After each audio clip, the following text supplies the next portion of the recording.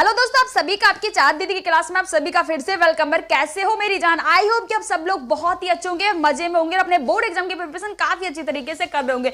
दोस्तों, आप दिन रात मेहनत कर रहे हो नहीं कर रहे हो, पर यार सबकी एक ही ख्वाहिश है कि आपकी बोर्ड एग्जाम की कॉपी में अच्छे नंबर आने चाहिए, आपके पूरे नंबर आने चाहिए।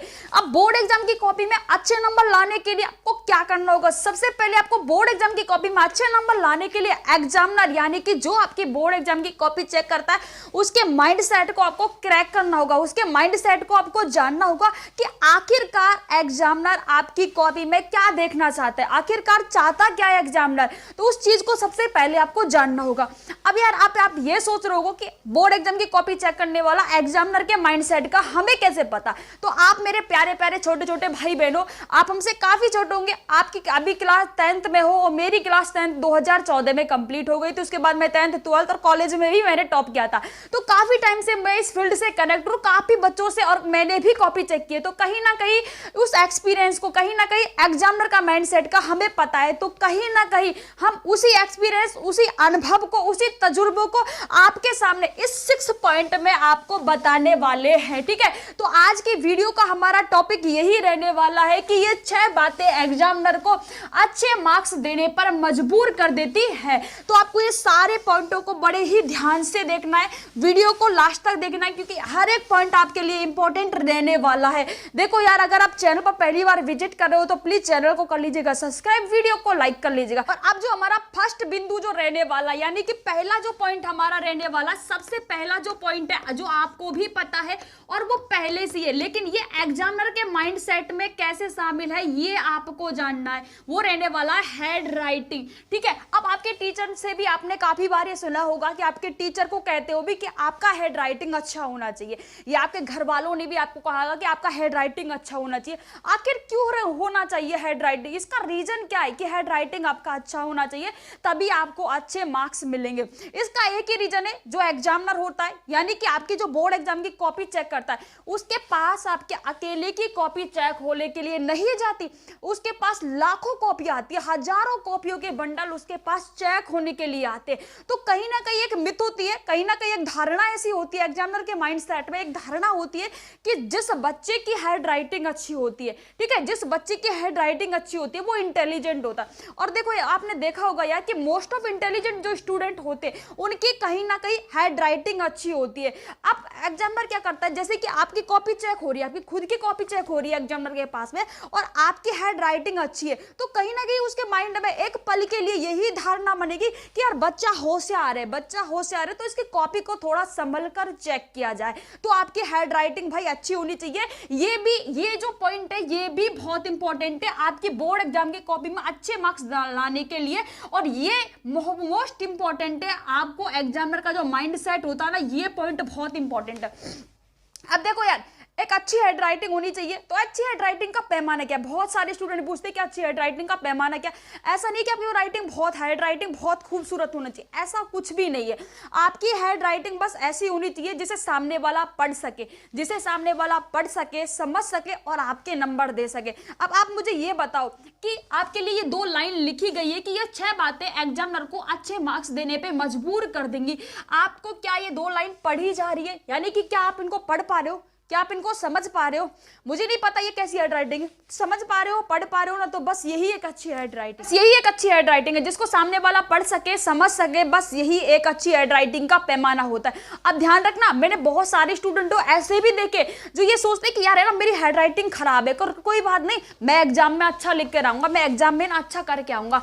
पर ध्यान रखना, अगर आप ये सोचते हो कि मेरी हैंड राइटिंग अच्छी नहीं है और मैं एग्जाम में अच्छा लिख कर आऊंगा, तो ध्यान रखना इस अच्छे लिखने के चक्कर में आपका पेपर छूट सकता है आपका, क्योंकि आपको पता है हैंड राइटिंग अच्छी नहीं है, हैंड राइटिंग अच्छा करना बहुत जरूरी है।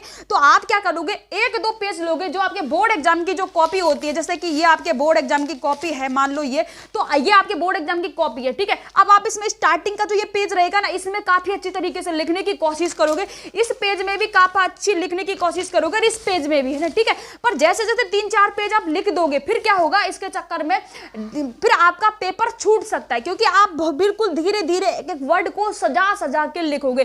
तो ध्यान रखना। और ऐसा भी देखा है मैंने कि 3-4 पेज तो आप अच्छा लिख दोगे, फिर उसी, क्योंकि आपको टाइम आपके पास कम रह जाएगा, आपका पेपर छूटेगा, तो वही खराब हैंड राइटिंग कर दोगे। 3-4 पेज अच्छा लिखोगे, फिर बाद में वही घास काटने लग जाओगे। ठीक है, तो ऐसा आप क्यों करते हो? क्योंकि आपकी हैंड राइटिंग अच्छी है नहीं, आप कुछ देर अच्छा लिखने का नाटक कर रहे हो, कुछ देर अच्छा लिखने की नाटकबाजी चला रहे हो।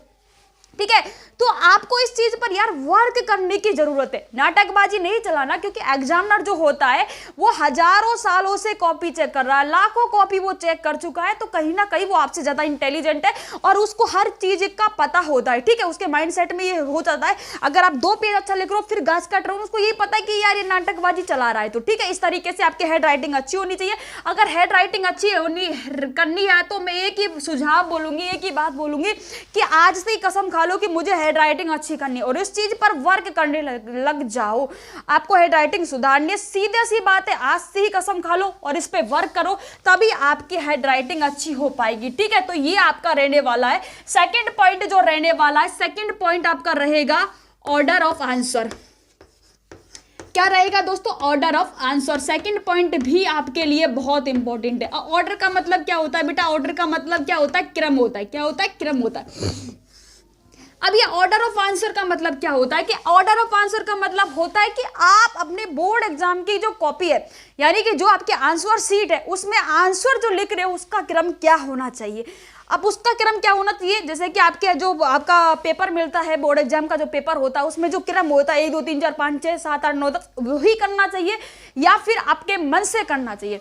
तो बेटा आप उसमें क्या करते हो? आप ना उसमें चालाकी करते हो। चालाकी क्या करते हो? जो आपके मन में जो सबसे अच्छा आंसर आ रहा है, सबसे पहले आप उसको लिखने की कोशिश करते हो। ठीक है, और जो आंसर आपको नहीं आ रहा आप उसको बाद में ढकेलने की कोशिश करते हो, उसको बाद में ढकेलते रहते हो उन आंसरों को। तो ध्यान रखना, एक एग्जामिनर के माइंडसेट में ये भी चीज रहती है कि जो बच्चा क्रम से करता है, क्या जो बच्चा क्रम से करता है, मोस्ट ऑफ इंटेलिजेंट जो स्टूडेंट होते हैं उनको सारा आंसर आता है और वो क्रम से ही करते हैं। तो ठीक है, तो वो क्रम से करते हैं, वो इंटेलिजेंट स्टूडेंट होते हैं। ठीक है, अब आपको क्या करना चाहिए? तो आपको क्या करना चाहिए? मेरे सुझाव तो ये कि आपको क्रम से ही करना चाहिए। अब क्रम से क्यों करना चाहिए? इसका क्या फायदा है, क्या नुकसान है?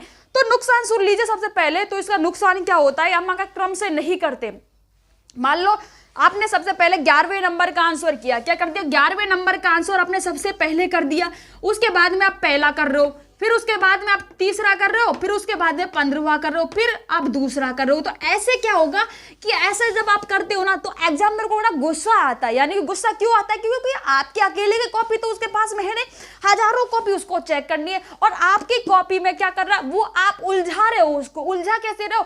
अब ऐसा करते हो तो उसको पहले तो 11वें नंबर की कॉपी जब आपके क्वेश्चन चेक करेगा तो उसको देखना पड़ेगा कि 11वां नंबर का क्वेश्चन है वो कितने नंबर का है, वो पहले ये दिखेगा, फिर 1 नंबर का कितने नंबर का, फिर 3 नंबर का। तो बार बार उसे आपको नंबर देने के लिए कॉपी में देखना पड़ेगा पेपर में। अगर आप क्रम से करते हो ना, पहला दूसरा तीसरा चौथा पांचवा, तो उसको उसकी मिथ बनी रहती है कि हाँ पहला ऐसा है, दूसरा इतने का, तीसरा इतने का, चौथा इतने का, तो उसको देखने की जरूरत नहीं पड़ती जब आप ऐसा करते हो। और बहुत सारे स्टूडेंट तो मैंने ऐसे भी देखे, वो क्या करते हैं, पहला तो आपने जैसे 11वां आधा यहां पर कर दिया और 11वां का शेष आप दूसरे पेज पर कर रहे हो, ऐसा लिख देते हो 11वां का शेष। तो भाई ये शेष पेज का मामला नहीं करना है आपको। जो भी आंसर लिख रहे हो सबसे खुलकर उस आंसर को पूरा एक ही पेज में आपको लिखना है, इस तरीके से आपको समझाना है। तो मेरा कहने का मतलब ये है कि आप आंसर को अगर हो सके, ठीक है, हो सके तो क्रम में लिखने की कोशिश कीजिएगा। अब बहुत सारे टीचर ऐसे भी होंगे जिनने आपसे ये कहा होगा कि जो क्वेश्चन आपको सबसे अच्छा आता है पहले उसको करो, ठीक है, नंबर आपको मिलेगा। हाँ ये ठीक है, पर हो सके ना तो आप क्रम से करते हो, ये सबसे बेटर है। क्या है? सबसे बेटर ये रहने वाला है, ठीक है। तो इस तरीके से आपको करना है और एग्जामिनर को मतलब आपकी कॉपी में उलझाना नहीं है। और अब हमारा थर्ड जो बिंदु रहेगा, थर्ड नंबर का जो पॉइंट रहेगा बेटा, वो हमारा रहने वाला है, वो क्या रहने वाला है? Word limit. क्या रहने वाला है? वर्ड लिमिट आपका रहने वाला है। वो पॉइंट क्या रहेगा?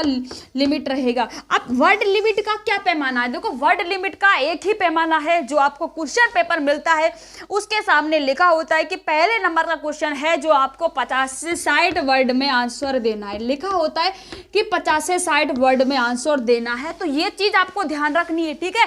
ये ध्यान रखनी है कि क्वेश्चन को जब आपको पढ़ो तो थोड़ा ध्यान से संभल के पढ़ा करो, ठीक है। और उसके सामने ये चीज लिखी होती है, उसी के अकॉर्डिंग आपको आंसर देना है। अब ध्यान रखना, बहुत सारे स्टूडेंट बहुत होशियार बनते कि मैं तो पूरा याद करके गया हूं, मैं तो पूरा लिख के आऊंगा। अब पूरा याद करते गए, पूरा देखो आपको वर्ड लिमिट 50 से 60 दी है, ठीक है, क्या दिया, 50 से 60 शब्दों में दी है, तो आप ज्यादा से ज्यादा अगर लगाओ तो 70 वर्ड में दे सकते हो, ठीक है।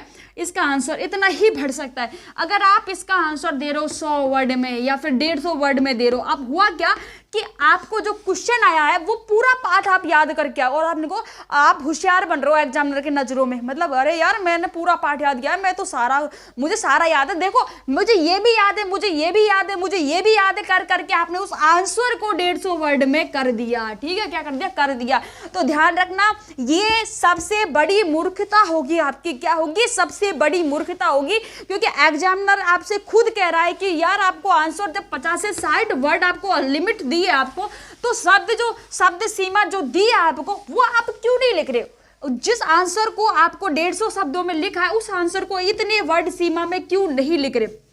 तो ठीक है, ये काम आपको नहीं करना भाई। जब आप ऐसा करते हो ना तो एग्जामिनर को बहुत ज्यादा गुस्सा आता है, क्योंकि एग्जामिनर जो होता है जब बोर्ड एग्जाम की कॉपी चेक करता है तो उसको वही कॉपी ज्यादा पसंद आती है जो कॉपी फेयर होती है।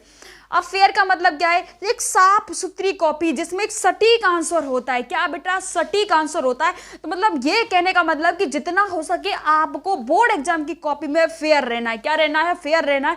मतलब आपको दिखाना है कि ऐसा नहीं दिखाना कि रफ वर्क कर रहे हो आप अपनी कॉपी में, रफ वर्क माना जाता है ये। तो जितना हो सके ईमानदार रहो, अपनी कॉपी में फेयर रहो। जो पॉइंट रहने वाला है बेटा, फोन नंबर का जो पॉइंट हमारा रहेगा वो रहेगा कट ज्यादा मत लगाओ, ज्यादा मत लगाओ। आपकी जो बोर्ड एग्जाम की जो कॉपी है आप उसमें आंसर लिख रहे हो तो ध्यान रखना उसमें कट आपको नहीं लगाना, ज्यादा कट आपको नहीं लगाना।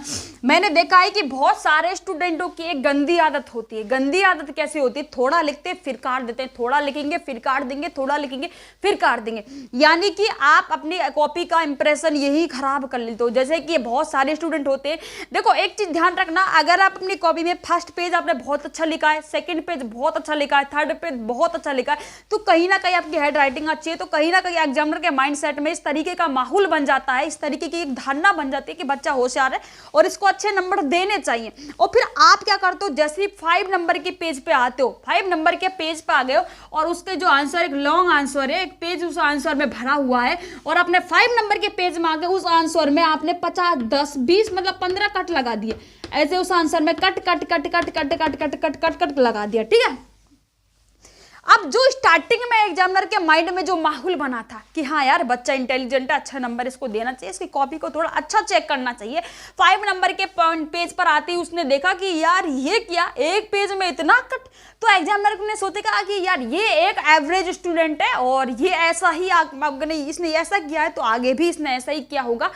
तो फिर आपने जो सही लिखा है, ध्यान से सुनना मेरी बात को बेटा, कि आपने इस आंसर में जो सही लिखा है ना उसको वो पढ़ेगा ही नहीं। और पढ़ेगा भी क्यों, आप खुद जब आप कट लगाते हो तो पता है आप कट लगाते हो तो आप एग्जामिनर को खुद दिखा रहे हो कि भाई मैंने गलती की है, कि हे प्रभु, हे एग्जामिनर प्रभु मैंने गलती की है, देखो मैंने इतनी सारे कट लगाए, आप मेरे नंबर काट लो। आप खुद दिखाते हो एग्जामिनर को कि मैंने कट लगाए, भाई नंबर काटो। तो जो सही लिखा है उसको वो पढ़ेगा ही नहीं, नहीं पढ़ेगा।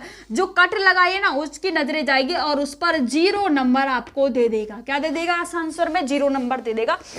तो ध्यान रखना, जितना हो सके उतना कट से बचो।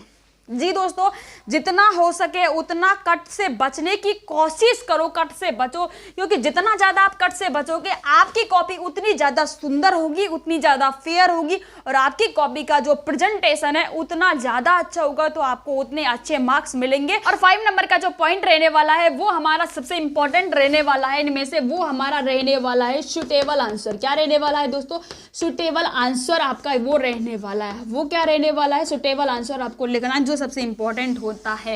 देखो इस चीज से एग्जामिनर रहना सबसे प्रभावित करने वाली जो चीज होती है एग्जामिनर को जब आपकी बोर्ड एग्जाम की कॉपी चेक करता है, वो क्या होती है कि जिसे देखकर एग्जामिनर एकदम गदगद हो जाता है। मतलब गागर में सागर भरने का काम क्या होता है कि आप अपनी कॉपी में जब एक सुटेबल आंसर लिखते हो, सुटेबल आंसर कैसे लिखते हो, कोई आंसर है जिसकी वर्ड सीमा 50 से 60 है, क्या है कि वर्ड सीमा दी है 50 से 60, उन 50 से 60 वर्डों में ही बिल्कुल आप एकदम सटीक आंसर दे रहे हो। ठीक है, क्या दे रहे हो, एकदम सटीक आंसर आपने दे दिया है, 50 से 60 वर्ड में एकदम गजब आंसर दे रहे हो, एकदम सटीक आंसर दे रहे हो, तो ये होता है एक सुटेबल आंसर। ठीक है, कोई आंसर आपको 100 वर्डों में याद है, माना कोई आंसर है जो आपको 100 वर्डों में याद है और आप उस आंसर को अगर 50 से 60 में पूछा है तो उसी 100 वर्ड में जो आपको याद है उसको आप तोड़ मरोड़ के कैसे भी करके एकदम सटीक आंसर आप लिख रहे हो, सुटेबल आंसर आप दे रहे हो, तो वो होता है, वो गागर में सागर भरने का काम हो जाता है। ठीक है, तो ये आपको करना, एकदम सुटेबल आंसर लिखना है, जो भी आपको पूछा जाए उतना ही आपको लिखना है। हेड राइटिंग का ध्यान रखना है आपको। ठीक है, वर्ड लिमिट का ध्यान रखना है, ऑर्डर क्रम का ध्यान रखना है, कट ज्यादा नहीं लगाना, जितना पूछा है उतना लिखो। ठीक है, और ये चीज रहने वाली है। तो आज की वीडियो में इतना ही। और अगर बोर्ड एग्जाम की कॉपी में कौन कौन सी गलती नहीं करनी चाहिए तो उसकी वीडियो आपने नहीं देखी है तो उसकी लिंक वीडियो की डिस्क्रिप्शन में आपको मिल जाएगी। ठीक है, तो आज की वीडियो में इतना ही, मिलते हैं नेक्स्ट वीडियो में। और ये सारे पॉइंटों को बहुत ही तरीके से आपको ध्यान रखना है क्योंकि सारे पॉइंट इंपॉर्टेंट है, सारी चीजों को आपको ध्यान रखना है। तब तक के लिए bye bye, take care, love you दोस्तों।